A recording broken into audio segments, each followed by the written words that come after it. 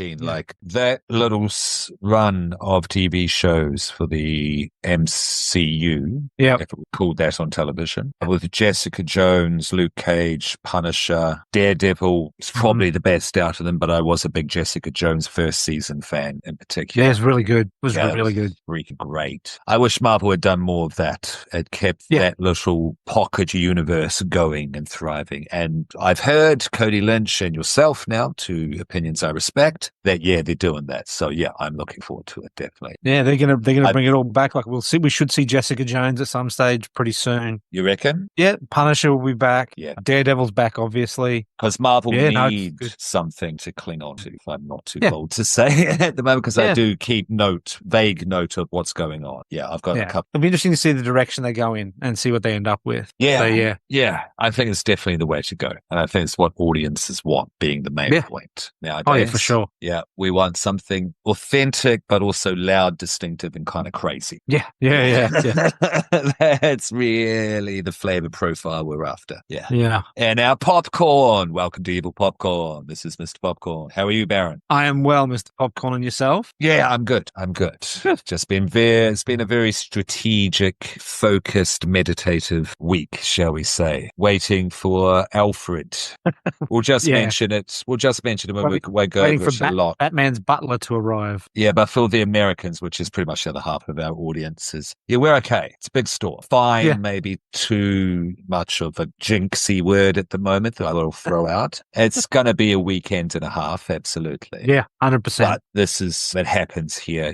Floridians, if there are any, are probably smirking at us right now at a category 2. Yeah. Yeah. But call that a storm. Yeah. But throw it out there for whenever this comes out. Absolutely. But it's just the sentiment that counts in this moment. Yes. Get through, everyone. Want to see you all on the other side, listening and living, most importantly. Definitely. I'll throw it out there. People like it. It seems to be the thing. Be safe. Yeah. Yeah. Yeah. Absolutely. Enough of that. Because we're not in the post-apocalypse yet. We're merely at the apocalypse. This movie that we're covering is set in the post-apocalypse. Would you say, Baron? It's your show. I would say definitely take it from here. I would say definitely the post-apocalypse. So the film that we are reviewing this evening, which we won't go too deep into because it hasn't yet been released, is a film called Silent Zone. It is not coming to cinemas in Australia, but it will be available on DVD and digital from March 12th. It's called Silent Zone. It is a post-apocalypse. It's a zombie film. So it does kind of fit our remit as a horror film, given that it's got a horror creature in it. But I feel it's a bit more of an action film than a horror film. Yeah. But yeah, definitely post-apocalypse. Definitely zombies are definitely a big part of it. Fast zombies and strong zombies in this one, but easily killed. And the smartest I've ever seen. I haven't seen that Batista, Zack Snyder movie. I haven't seen that one. But like the leader and such, no, because they plan. They're a tribe. They're a pack. Yeah? Yeah. Yeah. They communicate. They communicate, absolutely. I'm just looking for the name of the person that we need to thank. So it's Walkden Publicity, and you're thinking of Peter Walkden is the gentleman that gave us this. Thank you so much. Greatly appreciated. I'm Gene. He's Scott. Just for clarification. That's right. Popcorn Baron. Yeah. Yes. Very much appreciate. Very much appreciate. This one fits the bill for our menu. Yes, for our card. Yeah. So thank you. I reach out with more if you want. Yeah. Happy to have a look. So, Mr. Popcorn, what's your favorite zombie film of all time? Good question. My favorite, is that the operative term? Yeah. The operative word? Yeah. Your favorite or the best, your dealer's choice? Can I do both? Yeah, sure. Absolutely. Because I would say probably the best. I will have to say that I haven't seen the Italian original. Is Zombie, White Zombie. I haven't seen those. But so in my experience, I'm going to put what is it called? The Dead trilogy. Yep. When you have the first 3, not the next 6. Sorry, the next 3. Yeah. Of Romero's trilogy. Yes. So you have Night of the Living Dead, Dawn of the Dead, and Day of the Dead. Yes. I would say they're the best. I think it's purely subjective between 1 and 2. Which one's the best? Night or day? Just depends what type of cinema you dig. Yeah. Okay. Sure. Because the first one, it's black and white. It's very kinetic. There's a lot of sharp angles. It's erratic. People are shouting at each other in people's faces. They do that in the second one, but that's much more slow burn, even meandering to go with the way the zombies move. Widescreen 70s style of okay. So the black and white was Night of the Living. That's Night right. Sorry, Dawn of that's the not. Dead. Yeah. Yes. Yes. And then Dawn of the yes. Dead was the one in the shopping mall. That is correct. Yes, the most Okay, famous one. Thank you. I'm with you. Yeah, so it's purely subjective, children, which one you think is best. But for me, I would lean in my taste now more towards Night of the Living Dead. But tomorrow it could be Dawn. Day is very good. I Yep. think if you like action films, certainly more on the war, Vietnam kind of inspired tip. You've got it's called Day of the Dead. The Day of the Dead. Right. Yeah, of course, Night, Dawn, Day. 4, 5, and 6 are fine, and they make up. Yes, there's a certain name for all 6 of them, but then there's a particular name for those 3. So look at it. But the favorites are the 28 later films. Ah, okay. 28 days, 28 weeks. 28 weeks and 28 years is coming. Yes, we will coming soon. The fuck out of that one. Yeah. Yeah, I have seen Weeks again recently in a rewatch, so the first time in 15 plus years, like a lot of movies of late. Does it hold up? Yes, very much so. Yeah, Robert Carlyle is still terrifying. Always terrifying. Yeah, if you haven't seen it, I'm not going to spoil it because however you're thinking, what angle you go down, he's still terrifying. It's Robert Carlyle. But he has the softness and his vulnerability. This movie is tragic, just like 28 Days Later. I need to go back and rewatch that to decide if that is the best one. It probably is. They're my favorite. Watch them again myself. They're my favorite. You got Danny Boyle. What's the guy who did Civil War? And Alex, he is writing it, and he wrote and this is the pairing of the first one. Yeah, the second one's Spanish chap. I do not remember. Alex Garland. Okay, yeah. What about you, Baron? What is your favorite, and what do you consider the best? Not perfect. That's another question. Just I will go from best to favorite. So the best is this one. Yeah. Dawn of the Dead. I have a first edition hardcover with the dust jacket of Dawn of the Dead from America. So is that by George A. Romero, a novelization? George Romero and Susanna Sparrow. Yep. Yeah, it's a novelization. Yeah. Yeah, cool. I like that a lot. That's fantastic. I enjoyed Night of the Living Dead, but I think that Dawn, in my opinion, Dawn is a more superior film. Why? Because I think it's stylistic difference. That's it. I like the man is the monster themes of Dawn of the Dead over the just the monster. Yeah, because the Night is, of course, it's an alien invasion, basically, which infests. More or less, yeah. Yeah. Certain people. There is a lot of racial stuff in the film, but I don't necessarily think it's spelled out in the plot until you get to the very end, and it's hard to argue, which makes it very interesting, makes it a very interesting timepiece, time capsule, that film, which it very much for sure. is. Yeah. For sure. But you are probably right that Dawn is the best out of those. Have you seen 4, 5, and 6? I'm not even going to tend to remember or care. Yeah, they're okay. They're okay, yeah. They're all, they're easy hungover watches. Yeah. They're not challenging. No, they are not. Now, Dawn's classic. Day is classic though as well. It's like yeah. My favorite zombie film. Depends on the day, but I would probably split it between Shaun of the Dead and Cockneys versus Zombies. I've heard of it. Yeah, I've heard of it. I need to watch Tucker versus Evil. I've just heard too many good things about it because that exists in that camp, that school. Yeah. Exactly. Yes, zombies.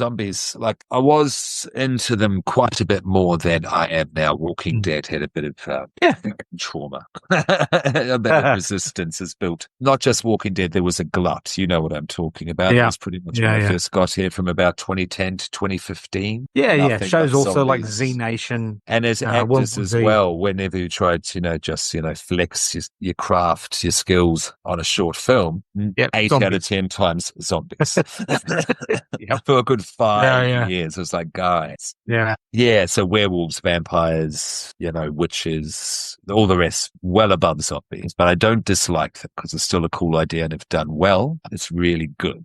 But they are pretty much at the bottom of the It's easier makeup. Yeah. The makeup is easier on a budget, so yeah. Yeah, exactly. But where do they rank? Where would they rank in your pantheon in 2025 March? Which one? Zombies, in terms of the monster. As the monster itself, definitely top 5. Still top 5? Yeah. I like a good zombie film. Okay, just curious because we touched on that over a year ago, if you remember. Yeah. I like the implacable nature of the zombies, and I like that it gives that room for for this, the whole world has gone to shit and we're following some survivors and they might not be the nicest people or the best people, but there are true monsters out there in humans. And we see that in this film as well. Without going into too many spoilers. Yeah, we do. There are some elements of the man as monster as well, which I really like. And there's also the family unit, where some good drama came from, which harkens to the 28 films as well. The 28 yeah. Well, yeah. Okay, that's always a I'd big compare element where the tragedy comes from. I don't know if there's tragedy in this, but we'll get into that. Back to you, Barry. Sorry. Well, there kind of is, but without spoiling anything, there is a family tragedy at the heart of this that gets revealed towards the end of the third act. Oh, that's right. That's right. Yeah. That's okay, though. That's okay. So it's called Silent Zone. It'll be released for VOD and DVD very soon. Now, the one thing that I did like about this is if you go and have a look at the cast on IMDb and then you dig down into them, pretty much all of them at one time or another day players on the Witcher TV series. They're all actors from that same sort of production company. It's shot in the same sort of area that The Witcher was shot in. Yeah, okay. Speak more to this. Who is behind this production? Where does it come from, etc.? Because the ethnicity, because of the accents. Yes. Yeah. I was quite confused at points, so please clarify. Yeah. So the director, Peter Deak, hasn't done an awful lot, but has worked with the people from The Witcher. If we look at the writers there, Victor Ksak and Christian Illes, I've probably murdered both of those names. This wasn't bad. It's pretty good. Similar sort of thing. Lots of stuff in Eastern Europe. We're talking music videos as well. So a lot of that sort of cinematography came across. Yes, it did. So the main star over here, Matt DeVere, was in The Martian. He was in Spy. He was in Robin Hood. He was in The Witcher. Now, these 5 projects come up a lot in the cast list. Okay. So a large number of people throughout the film were in Robin Hood. They were in The Witcher. They were in The Martian. SAS Red Notice is another one. So obviously the production company really likes working with these people. And a lot of these are very physical-based production as projects as well in terms of performance, certainly. So I get that because there's a lot of that in this. What about let's call her the Stray? Yes. Luca Papp is her name. She is the third actress with that name in IMDb. She was in June Prophecy. She hasn't done an awful lot of work. June Prophecy and FBI International and some shorts, but Silent Zone is, I think, her first major role, like a role where she is on screen most of the time. Excellent. And I will shout you out. No, she almost carried the film for me. She put in a lot in terms of performance of characters, certainly. She put in a lot of work for someone her age, and I could tell she didn't have a huge amount of experience, green, as you would say, but the intent and the conviction was there, and I always, appreciate and respect that, on any level in filmmaking, as long as you're giving us your all, certainly can be apologetic, if that makes sense, Yeah. But no, I certainly liked her. Well done, Yeah, so most of the actors are like Eastern European or from around that area. There's no big names in it. So it's obviously for streaming. It's not going to be for cinema release. I don't know that it had a particularly big budget. It is one of those films where you are going to want to check your brain at the door. Don't think too much about it. The only real trouble I had with it is there are some opening shots in the film where they're setting up the world where they use some generative AI shots, which I didn't appreciate because at least, do stock footage or something rather than using generative AI. And there's some dodgy, is probably not the right word, some cheap digital special effects throughout. There's a heat effect on when they're walking that's very obviously not the heat effect. And about half of the blood shots from when people get shot, really cheaply done blood splatters from like After Effects. Yeah, I mean, I do concur with that. Another issue is this definite moment, there's plot holes, to say the least at times, to the point of come on, like the plane, that's all I'll say. There's plot holes, with the plane, it's more the logic gaps to the point of don't insult intelligence. That's all I'll say. That's as harsh as I'll get. But, just rewatch things, re-edit, just to take that extra time to, make sure the door's locked and the oven's turned off. It's just things like that, because you don't have to, it doesn't have to be, because we are happy to have this, and we are we're very grateful. Certainly something from the Eastern Bloc we want to promote, remote places of the world. We want to get there out there, through underground means. We're all about that. I certainly am in my own life, let alone on the podcast. So very happy to have this. But the audience isn't dumb. The audience isn't dumb. No. Yeah. And we have to say this if we're going to, put this out there as well. So just, cross the T's and dot the I's, because it doesn't have to be fancy. The young girl there who I was just talking about, not the best actor in the world by any means, but she just put her heart into it. Yeah. Yeah, she really did. Use her as the example for the rest of the film. Doesn't have to be fancy, but if the heart's in it, because you have a film, a style here that definitely has an audience. Yeah, because you're talking about the music video approach and the movement, the movement of the camera, the kineticness. Like some of the fight choreography and the flow of the camera to match it was quite damn slick at times, even though it was quite artificial. Really get it, but because it was slick and cool, and your heart was in it, we didn't mind that it was artificial. We were immersed in it. We could let that go. And that's a kind of, and we can do that. That's part of the suspension of disbelief and being into movies. But don't put dumb shit and think it's going to be acceptable, and we're just going to go, that's okay. Because you're not trying to be Troma here. No. If you're going to make this kind of film, like if you think about Taken, if you think about John Wick, Equalizer, who else? What's another example when you look at your main guy, the muscle guy, the army guy there? What else? What would you throw out? Well, look, the Hemsworth films on Netflix, like Extraction, things like that. The Expendables. If I didn't say before, But the one thing you can say about them is they can be fantastical and wild at times, but I would say that they've deserved that, though. You know what I mean? Because they have taken the time to dot the I's and dot the T's, and they who they are going in, and it works. So we know what type of movie this is when we're going in. So just make sure all the elements are there, and don't do dumb shit, and it's all good. You've got a movie here. Does that make sense? A bit of a ramble, but yeah. No, it's all good. Makes sense. Cool. So for those people interested, basically it's a zombie ravaged world. There's a teen and her protector, or what did you call her? The stray and her protector. Zombies, bad humans. It's been put out by Saban Films, who were originally responsible for the Power Rangers stuff. And I think another group called Infinity Production. I didn't hate it. I had a good time watching it. It's a romp. It hits the tropes of the zombie films, which I was expecting. There's Does some the nice humor stuff that work? Does the humor the villain? Let's just say the villain.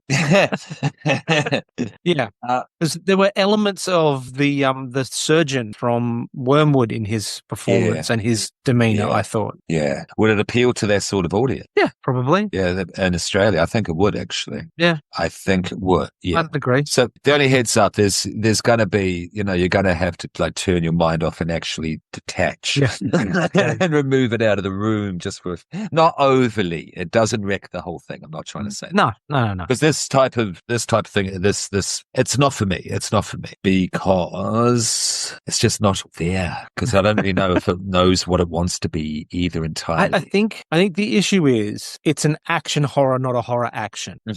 Yeah, sure. I think that's it with me. Yeah. The seesaw with the horror action on it was more on the action side than the horror side. While it had that darkness, it was more about that sort of the difference between Alien and Aliens. Yeah, fair. No, absolutely fair. And it's not what I'd call boring either. No. Yeah, it's not what I call boring. No, I had a good time. I watched it. I enjoyed it. The Pirate Queen said she enjoyed it. Did you just kind of guffaw at any, I'm just curious. Did you go, oh, come on, at any moments? Look, there were a couple of moments where I saw what was coming, and it was because they were trying to put a usual zombie trope into the film. Okay. And I saw the lamp shading or the telegraphing of it ahead of time. The moment that I mentioned before about the connection to the family, I genuinely didn't see coming. That was really nice. Yeah, agreed. All right, my last question, my last critique, then we'll get positive again. The plane. How did you feel about the plane? Without saying anything, if you know. The special effects on the plane were a bit dodgy, the crash in particular. Yeah. But I felt that the plane could have been cut out of the film entirely and it wouldn't have made a difference. Yeah. No, it really wouldn't have. No, because they didn't actually, it was from like here to here. Yeah. Yeah. It moved them closer to the goal, that's all, but you can do that with walking. Yeah. And 90 minutes, okay? Yeah. The film goes for 2 hours. Yeah, 2 hours at this stage. Yeah. It's overly long. Yeah. Not disrespectfully. There is a point where it gets disrespectful, but make it easier on yourselves. Yeah. Focus on trim and focus on lesser elements. Make the special effects. Focus, more time, more energy, more money into that, and less characters. Focus more on the family and just more, the antagonists just have a bigger threat, of a higher threat. Yeah. Don't have to have as many. Yeah. Cuts down on costs, more engaging. Just focus, keep it simple, certainly when you begin with. You'll be able to do your Walking Deads and your World War Z pretty much is what this was, inspired by, I reckon, more along those lines. Yeah. Yep, I would agree. Yeah. But thank you and keep making it and keep sending us. Absolutely. Yeah. And Walkden. For fans of action/horror, I do recommend. I do recommend it. Joel, my old podcast partner, this is right up his alley. Yeah. Sure. Right up his alley. Yeah. So yeah. You like Chuck Norris films, Chuck Norris action films, Cold War shit, Pete, they would love us. Yeah. Oh yeah, for sure. 100%. Yeah, you know what I mean? Yeah. That school of things. Yeah. Yeah.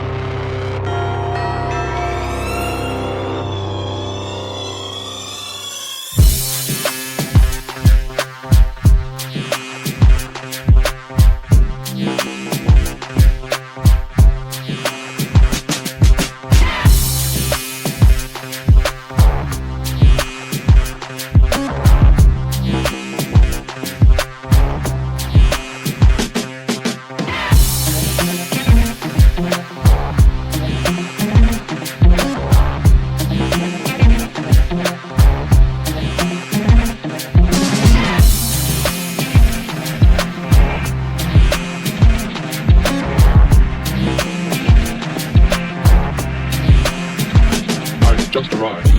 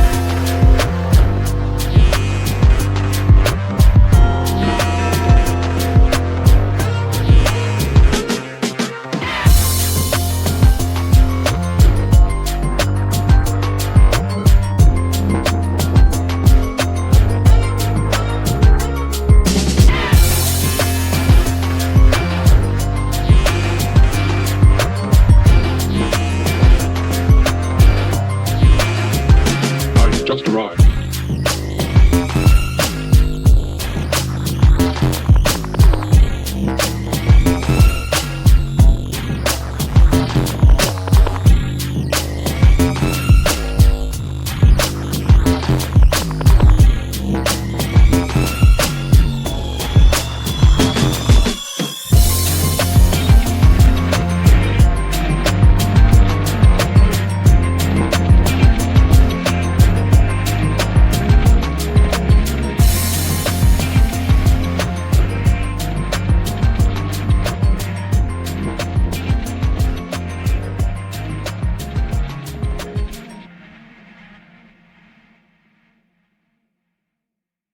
But look, don't regret watching it. Had a good time. I would like to see more from these people. I mean, we might even get a sequel. Yeah.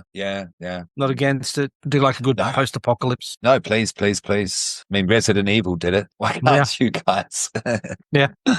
So yes, look. What would you rate this? Well, I do like a post-apocalypse film. I have liked the idea of the post-apocalypse, the aesthetic more than anything, since I was a child. Actually, do you know what the book's Warriors of the Wasteland. What was the? I'll look it up after. Because this is old school, our age sci-fi stuff. But I've liked the post-apocalypse. I've been a mark for the post-apocalypse for decades now, and so I certainly did not dislike this. And if you can improve on things, I'm here for it. Absolutely. Just less is more is all I'll say. Do recommend it. Just turn your brain off. Definitely at points. But that's not a diss. That's not a reason not to watch it. That's just, it's just advice from a fan. Yeah. And no, please send us more. Yeah. And do we have a, did you rate it? 1 out of 5? 1 to 5? What are we rating it? I'm giving it 2.5. And remember, that's what I get Friday the 13th. But yeah, it's a pass. It's a C. Yeah. That's where I'm sitting as well. I'm sitting at about a 2.5. It might go up to a 3 depending on how I'm feeling on the day. But yeah, I'm sitting at about a 2.5. And it only loses points because it's a bit long. The special effects could have used some work, and they probably could have done a better job of hiding the lead up to the tropes. Yeah, that's a good way to put it. Yeah.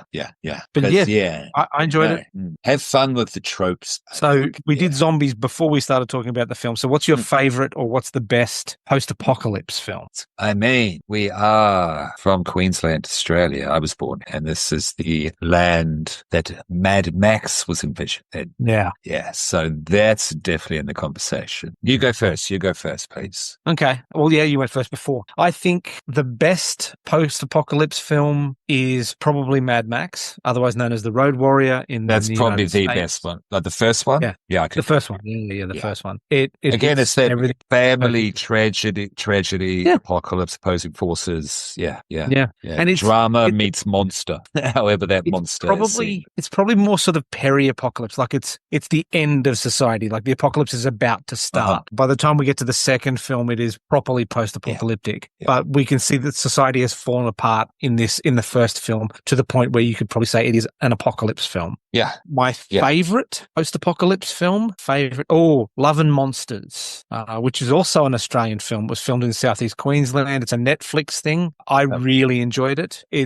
I've even been to one of the locations. Oh, that was good, was it? I remember this coming out. Yeah. Okay. Cool. Yeah. One of the locations is the Queensland Omnibus and Coach Society's basically bus graveyard. It's very cool. And I remember watching the film going, I've stood just there where they're shooting. So that was kind of cool. I enjoyed it. It's a really good apocalypse film. Good local representation. I like that. I agree with you that the first Mad Max is definitely the best one. Yes. And it's tragedy that the latest film flopped. Yeah. At the box office. Yeah. Yeah. But that's another story. Cargo. Have you seen Cargo from Australia? Yes. Yeah. Yeah, with Martin Freeman. That's, again, another... I like really sad post-apocalypse films, it seems.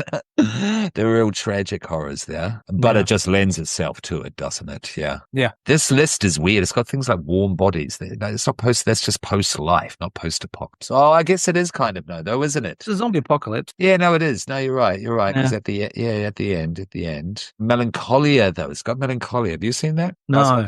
Yeah, that's more the end of the world is nigh. That's the end of the world is nigh. Yeah. But not due to an apocalypse. It's due to, let's say, astral being. Yeah. Oh, okay. Boil thing. But it's great. It's beautiful. And Lars von Trier, he's a sick weirdo, whatever. But that film is more like Tarkovsky. That's more like Stalker and Mirror. Yeah. It's much more of a very sad, melancholic, meditative, bleak art film. Yeah. Yeah. More than a let's shock you.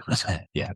And the acting is superb. So if you want to count that, that's certainly up there. Post-apocalypse, Blade Runner's apocalypse. It's not post. It's dystopian. It's dystopian. But post-apocalypse, we are talking more in the desert with the haircut, get the gas. Yeah. That sort of thing. It's attires from armor. When we're talking about Silent Zone. Okay. So I'm going to throw something that you would not expect out. Oh, The Road's amazing. Yeah, The Road is incredible. Now, what is it called? Not Warriors of the Wasteland. That's the book. It's an Italian post-apocalypse film by one of the Italian directors. It's not Warriors of the... I'll edit the shit out of this. But I'm going to try and look up this film. Do you know what my first post-apocalypse film was? Hell Comes to Frogtown. With Rowdy Roddy Piper. Yeah.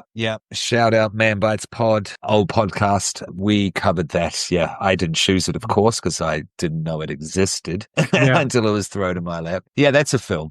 That's definitely a movie. Yeah. It's hilarious. It's bizarre. It's, yeah. You're thinking about Enzo Castellari for The New Barbarians. Thank you. The New Barbarian. Yeah. That shit. Why I choose that. So you know what that film is? Have you seen it? I think I did see it back in the day, but I've blocked most of it out. Is it all the boobs? Yeah, and I was like 8 when I saw that. Yeah. Yeah, that was one of the early, somewhere between 8 and 10, 8 to 12, just far too early, far too young. And that just scarred me in just a way that I've always appreciated. So I'm going to go with that one. Because Mad Max was later, and also I'm a Kiwi, yeah? Yeah. We don't have post-apocalypse films because we have too much green around us. It's hard to really imagine sand. Yeah, let alone an apocalypse. Yeah, it was that one. It was that one because that was the first one that really affected me when I was reading. Sorry. I'm just going to look up this. I want to know if you've read it. You're one person that I know here that would know what this book is. But go ahead. That film also had Fred Williamson in it. Who's he again? So he was in From Dusk Till Dawn. He was in a whole bunch of 1970s blaxploitation films. Okay. So he was obviously their Hollywood get when they did it. Yeah, so he did films like The Black Cobra 2 and White Fire and Warriors of the Lost World. Good stuff, though, eh? Yeah, I'm just looking at this. I found it, but the cover is just hilarious. It looks like a sword and sandal movie. It looks like the cover of Deathstalker 2 or something.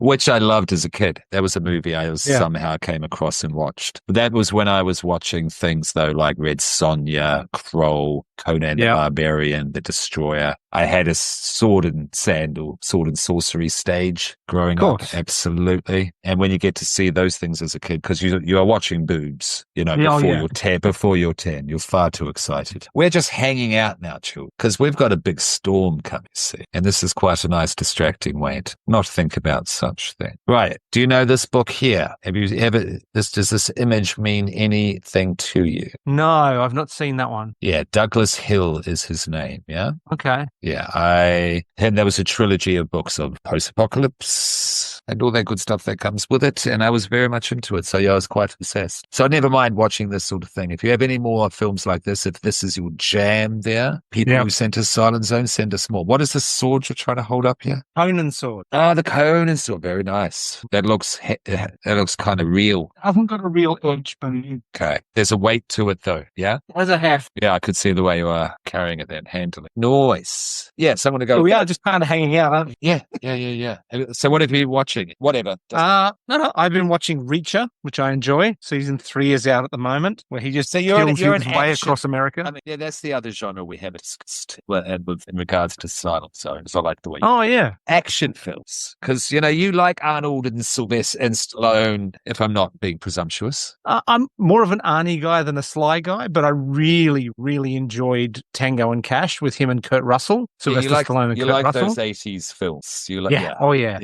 Commando, The Terminator. Mm-hmm. Yeah. Is that your favorite? Me, not so much. Surprise, surprise. When I was a kid, I actually, how you did with your parents, where you did certain things, dressing up in certain costumes and making certain phone calls. My way of not being basically coerced into conservatism, because that's mainstream, that's general audience stuff. Let's call it that. Yeah, it's GA. Yeah.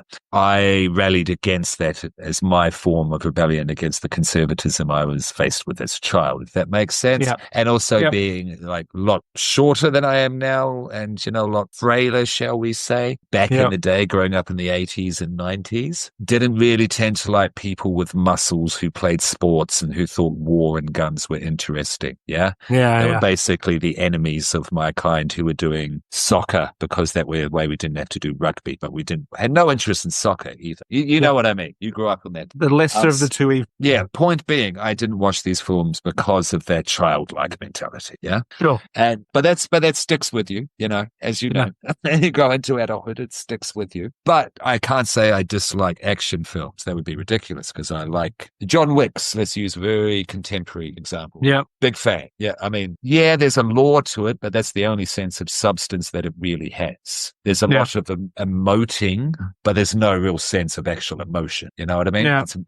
Yeah, that's fair. But it's very very slick. It's very stylish. It's very choreographed. It looks beautiful. And they do tie it all together. I will give them that. But point being, I'm more of that type. I like Battle Royale. There's another action. That's probably one of my favorite action films, if not my favorite international, shall we say, favorite action film. Yeah. John Woo has his genius, that whole thing with bullet ballet. Yeah. Yeah. And flailing trench coats, gun fu. Love all that. Yeah. Yeah. Army guys with the makeup, with the stuff and the thing in the jungle, not so much. You might enjoy a film called Sisu, Sisu. Yeah, I know what it is. I am keen on watching that. Yes. Yeah. Sisu is very good. Yeah. My favorite action film of all time is a film from 2007. It's called Shoot 'em Up, and it's got Clive Owen and Paul Giamatti. I've heard of this. Now, it's effectively a live-action Looney Tunes where Clive Owen is playing Bugs Bunny and Paul Giamatti is playing Elmer Fudd. Sure. And that's what they decided between the two of them before they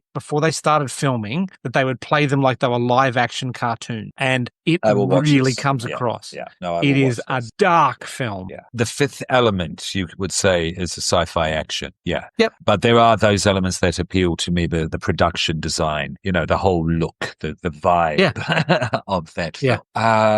Yeah. But then I have limits to that, though, as well. The Raid. Have you seen The Raid? Yep. So The Raid. I struggled with that because it was pretty much the same note the whole way through till you got to the top. Over and over. Yeah. Yeah, you know what I mean? And they're just repetitious and I get bored. Yeah. Flat lines for me. I liked it because it showed what people could do. And it's a stuntman film. It's not an action film. It's a stuntman film. Feat, amazing feat to pull off. Yeah, that no one else can do America. No one else could do America. That's better. Not that the remake. So yes, no, I enjoyed The Raid, but it was basically from a perspective of we're going to do 750 stunts over the course of an hour and a half. And they just did them. Yeah, it's crazy. The film that would actually align itself the most to the expendable criterion shit. Yeah, I'll say that. Sure.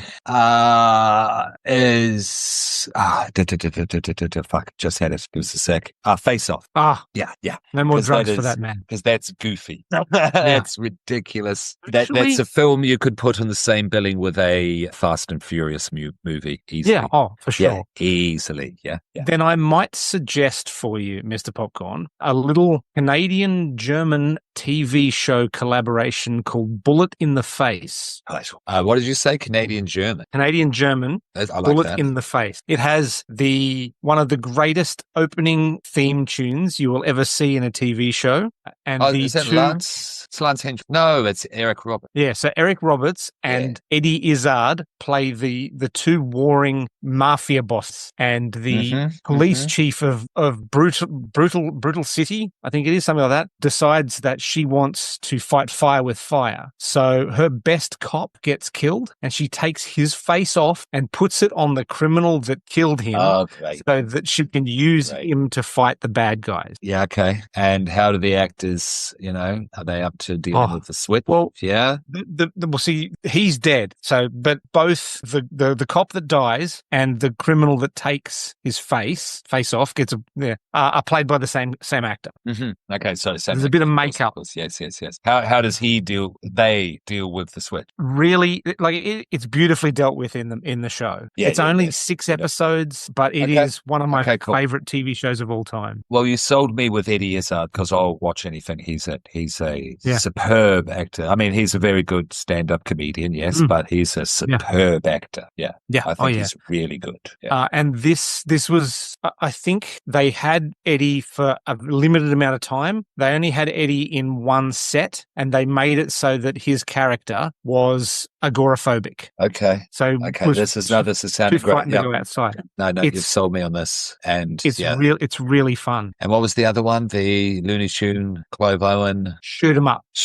Okay. Yeah, I've got it here on the tab. Yeah, cool. So Clive Owen, Monica Bellucci, and Paul Giamatti. Yeah, okay, cool. No, I've heard of that one before. Yeah, man. Not that I dislike Arnie or Stallone as people. Yeah, they're better actors. Yeah. but I get it. And I don't diss the whole thing because it's an institution now. Yeah, you know what I'm talking about. It's very much an institution, and I don't want to alienate big chunks of the audience either. So, yeah. Well, look, yeah, I think that's about us, yeah? How long have we done, Deak? Not quite an hour. Not quite an hour? Yeah, they'll be fine. It'll be about 45 minutes. That's perfectly fine for a movie that hasn't come out yet. Yeah, so just to recap, this was for Silent Zone, amongst other things. We thank Walkden Publicity. Specifically, we're thanking Peter Walkden for reaching out and giving us something to review. We really enjoyed it. It's a fun movie. Seek it out. Have a look for it on VOD, coming out from March the 12th. So probably try and get this out before then, yeah? Yeah, so it'll be the 10th or the 11th, yes. Because I think the way that we've done this is just basically a taster to see if they want to go see the movie or not. Absolutely nothing's been spoiled, and I'll make sure that's the case. Yeah, so it will be out then. And yes, so this will be out then, March the 10th-ish there, children of the popcorn. Yeah. Yeah. Severance is good. Did you see episode 7? I haven't started watching season 2 yet. Oh, Jesus Christ, man. Yeah, no, do. I want to watch it all in one go. Yeah, do. I don't know what you're doing over the weekend, you know. Oh, do you have to work over the weekend? I'll be on You'll be on call. So you might be on the phone talking people through stuff. I imagine you could get some calls this weekend. Actually. Getting their internet refixed once the storm damage is gone. So yeah. Yeah. Ooh, so actually, with that in mind, I'm just going to say this to everyone that's watching. Before you call your ISP, I know that it sounds ridiculous from the IT crowd. When he answered the phone saying, "Hello, IT, have you tried turning it off and on again? Is it plugged in?" That fixes 9.5 out of 10 problems that internet has. I guarantee it. And that other 0.5 out of 10, that's what you need us for. The rest of the time, make sure it's plugged in, your cables are fine, and you've rebooted your router. And don't just flick the switch off and on, flick it off, leave it off for a couple of minutes, flick it back on. That's my rant over. And also, if the power goes off as well, don't suddenly go around switching back on everything, because everyone in whatever radius is doing exactly the same thing, and then boom, power goes off again. And you have to wait about another half an hour for it to come back on. Yeah. I've had that happen. 100%. And yes, now this will come out after, of course. Yes, so hopefully you've all made it through.